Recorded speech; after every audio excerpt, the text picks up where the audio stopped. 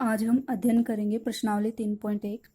पहला प्रश्न है, यहाँ पर कुछ आकृतियाँ दी गई हैं तो प्रत्येक का वर्गीकरण निम्नलिखित आधार पर कीजिए। यानी इन आकृतियों को बताना है कौन सा किस में आएगा। तो पहला है साधारण वक्र, यानी वह बंद आकृति देखनी है जिसमें सिंपल रेखीय आकृति बनी हुई हो।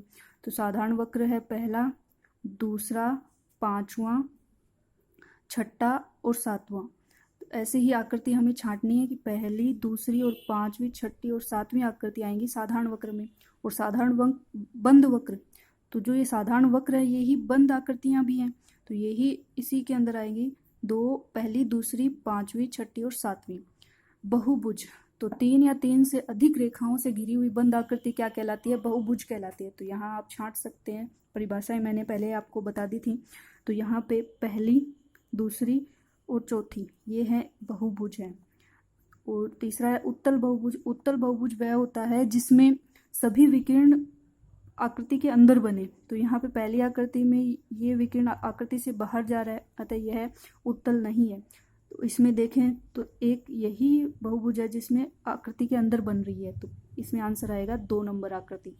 अवतल बहुभुज, अवतल वह होता है जिसमें बहुभुज में विकीर्ण बाहर बन रहे हो। तो एक इसमें बाहर बन रहा है और एक इसमें भी बाहर बन रही है विकीर्ण। तो पहली और चौथा बहुभुज जो है वो अवतल बहुभुज है।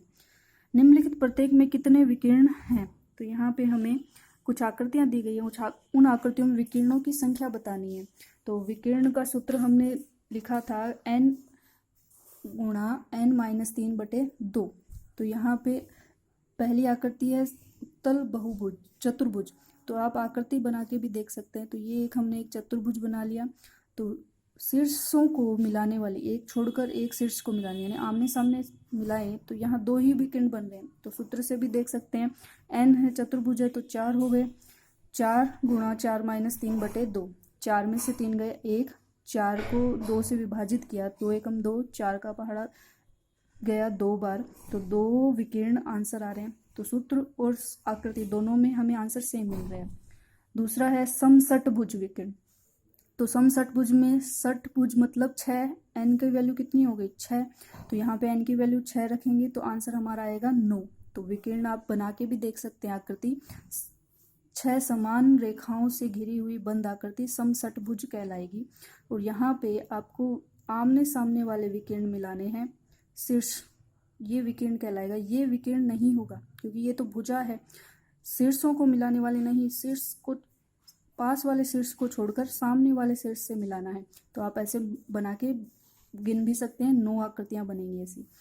एक त्रिभुज में विकीर्ण, त्रिभुज में समत्रिभुज है, त्रिभुज आप बना सकते हैं, 3 भुजाओं से घिरी हुई बंद आकृति। तो यहाँ पे एक भी नहीं बनेगी, इसके सामने कोई भी शीर्ष नहीं है, ये माध्यिका कहलाती है। यहाँ कोई शीर्ष नहीं आता है, इसको विकीर्ण नहीं कह सकते हम। सूत्र से देखें तो n की वैल्यू हो गई 3, 3 - 3 हो गया 0, 0 को 3 से गुणा करेंगे 0, 0 में 2 का भाग गया 0, अतः यहाँ से भी 0 आंसर आया। नेक्स्ट क्वेश्चन नंबर 3, उत्तल चतुर्भुज के कोणों के मापों का योगफल क्या है? चतुर्भुज उत्तल न हो तो क्या यह गुण लागू होगा? एक चतुर्भुज बनाइए जो उत्तल न हो और प्रयास कीजिए। तो यहाँ पे उत्तल चतुर्भुज में कोणों का योग होता है 360 डिग्री, और अगर ये उत्तल चतुर्भुज नहीं है तो भी यही नियम लागू होगा। नेक्स्ट है, तालिका दी गई हमें, उस तालिका के अनुसार कुछ नीचे प्रश्न दिए। एक बहुभुज के कोणों के योग के बारे में आप क्या कह सकते हैं जिसकी भुजाओं की संख्या 7 हो? तो ये बहुभुज है और n की वैल्यू हमें दी है। तो हमने सूत्र पढ़ा था, n के अंतः कोणों का योग होता है n-2 गुणा 180। अगर n की वैल्यू 7 है तो यहाँ पे 7 रख देंगे, 7 - 2 गुणा 180, 5 को 180 से गुणा करेंगे तो 900 डिग्री। तो यहाँ पे कुल कोणों का योग कितना हो जाएगा? 900 डिग्री। ऐसे ही अगर 8 दे दे n की वैल्यू तो यहाँ से आ जाएगा 1080। अगर 10 आ जाए तो 10 - 2 यानी कि 8, 8 गुणा 180 यानी 1440 डिग्री। अगर n की जगह n ही रखेंगे तो सूत्र ही रहेगा n-2 गुणा 180 डिग्री। क्वेश्चन नंबर 5, समबहुभुज क्या है? एक समबहुभुज का नाम बताइए जिसमें 3 भुजाएं हो, 4 भुजाएं हो और 6 भुजाएं हो। तो परिभाषा हमने देखी थी समबहुभुज की, वह बहुभुज जिसकी सभी भुजाएं व कोण समान हो समबहुभुज कहलाता है। तो ये परिभाषा लिखनी है हमें। और अगर 3 भुजाएं होंगी तो समबाहु त्रिभुज कहलाएगा, 4 भुजाएं होंगी तो वो वर्ग कहलाएगा, और 6 भुजाएं समान होंगी तो वो समषटभुज कहलाएगा।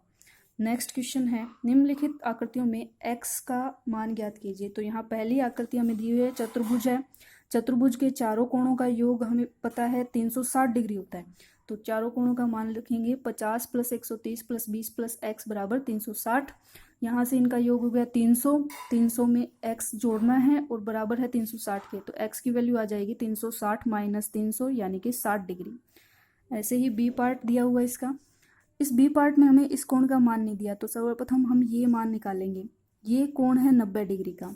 तो एक सरल रेखा पर बनने वाले कोणों का योग 180 होता है। तो ये 90 है, तो 180 में से 90 घटाएंगे तो बचेगा हमारे पास 90। तो यानी ये कोण भी कितने डिग्री का हो गया, 90 डिग्री का।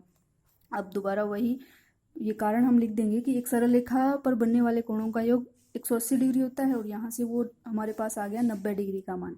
x + 70 + 60 + 90 = 360। तो यहाँ से इनका योग हो गया 220। तो x बराबर 360, पक्षांतरण करेंगे 220 का तो ये माइनस में आएगा 220 डिग्री। यहाँ से x की वैल्यू आ गई 140 डिग्री। नेक्स्ट क्वेश्चन है, इसमें ये तो चतुर्भुज थे, अब ये हमारे पास पंचभुज आ गया, क्योंकि इसमें भुजाओं की संख्या 1 2 3 4 5, 5 भुजाएं बनी हुई है, तो पंचभुज है। तो सर्वप्रथम हमें पता है कि पंचभुज के कोणों का योग कैसे ज्ञात करेंगे, n - 2 गुणा 180। तो यहाँ से पंचभुज के कोणों का योग, यानी n की वैल्यू 5 है, तो पंचभुज के कोणों का योग हो गया 540 डिग्री। तो ये तो पता चल गया कि इस पांचों का योग तो 540 है, 540 डिग्री है। लेकिन यहाँ पे ये दो वैल्यू हमारे पास नहीं है, और इन दोनों का मान इसने समान बताया, x और x। तो यहाँ से इन दोनों का मान निकालते हैं। एक सरल रेखा पर बने कोणों का योग 180 होता है। तो यहाँ पे ये 70 डिग्री है, तो टोटल 180 है। 180 में से 70 गए, कितने बचेंगे पीछे, 110 डिग्री। यानी y की वैल्यू कितनी आ गई हमारे पास, 110 डिग्री। और ऐसे ही z की वैल्यू आ जाएगी 60 + z बराबर 180 होना चाहिए, तो z की वैल्यू आ जाएगी 120 डिग्री। अब हम सूत्र में रख देंगे x + 30 डिग्री + x + 120 + 110, यानी सभी कोणों का योग किसके बराबर आना चाहिए, 540 के। तो 2x बराबर हो जाएगा 540 - 260, तो ये आ गया 280। तो x की वैल्यू क्या होगी, 280/2। तो ये 2 का पक्षांतरण करेंगे, भाग में जाएगा, 2 का 280 में भाग गया 140 बार, तो x की वैल्यू आ गई 140 डिग्री। नेक्स्ट है, इसी का डी पार्ट दिया हुआ है। ये एक समपंचभुज दिया हुआ है, यानी भुजाओं का मान भी समान है और कोणों का मान भी समान है, x x x।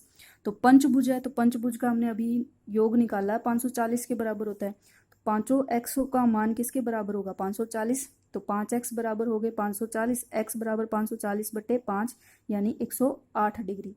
540 में 5 का भाग देंगे तो 108 बचेगा। सवाल नंबर 7 इसमें दिया हुआ है, आकृति के नीचे लिखा हुआ है a में x + y + z का मान ज्ञात कीजिए। तो यहाँ पे सर्वप्रथम देखते हैं कि x, y और z जो भी कोण बने हुए हैं वो आकृति के बाहर बने हुए हैं, तो इन्हें बाह्य कोण बोलते हैं। और बहुभुज के बाह्य कोणों का योग हमेशा 360 डिग्री होता है। तो ये तो हमें पता है। इसको सिद्ध करें तो त्रिभुज के तीनों कोणों का योग 180 होता है। इसमें त्रिभुज के 2 कोणों का मान हमें दिया है, तो तीसरा कोण हम निकालें।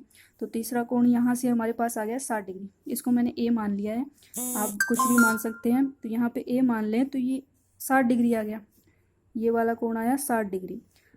सरल रेखीय कोण से अब हम ये वाला कोण निकालें। ये 90 है, तो 180 में से 90 गए तो ये 90 डिग्री। 180 में से 30 माइनस करें तो ये बच गया 150 डिग्री।